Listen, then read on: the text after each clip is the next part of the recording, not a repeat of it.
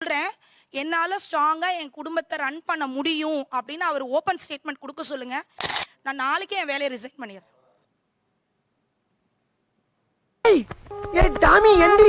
ஒண்ணே ஒண்ணுதான். அந்த வாடகை வீட்ல இருக்கும்போது அதிகமா புலம்புனது யார்? நான் தான். நீங்க தான். வாடகை வீட்ல இருந்து ரொம்ப புலம்பி ஒரு சொந்த வீட்டை நோக்கி புஷ் பண்ணது யார்? நான் தான். நீங்க தானே? இதெல்லாம் பெருமையா? அப்ப ஒரு ஆணை அதை நோக்கி புஷ் பண்ணா அதுக்கான பொருளாதாரம் இல்லாதால் என்ன செய்வார்? அதுக்கு ஏத்த மாதிரி நம்ம வீடு பாத்துக்கணும் சார். இங்க பாருங்களேன், பெரிய மனுஷன் மறுபடியும் அதை வச்சுறாரு. அவரை நகர்த்தினது நீங்க, கால்குலேஷன் போட்டது நீங்க. Super sir. ரைட்டு தானே? இஎம்ஐ நோக்கி நகர்த்தினது நீங்க. அப்புறம் எப்படி எல்லா பொறுப்பையும் அவர் மேல தள்ள முடியும்? நீங்க அவளை அடக்க போனா அடங்கிட்ட பத்தி தெரிஞ்சும் நான் தான் சார் தப்பு பண்ணிட்டேன். அவரை பத்தி தெரிஞ்ச என்ன? நீங்க தான் இஎம்ஐக்கு அவரை புஷ் பண்ணிருக்கீங்க. அவர் கட்டிடுவாருன்ற அந்த ஹோப்ல தானே சார் நாங்க. ஏம்மா, இப்ப முடிவு ஏன் கட்டல? எடுக்கிறது நான் மட்டும் கிடையாது, அவரும் சேர்த்து தானே.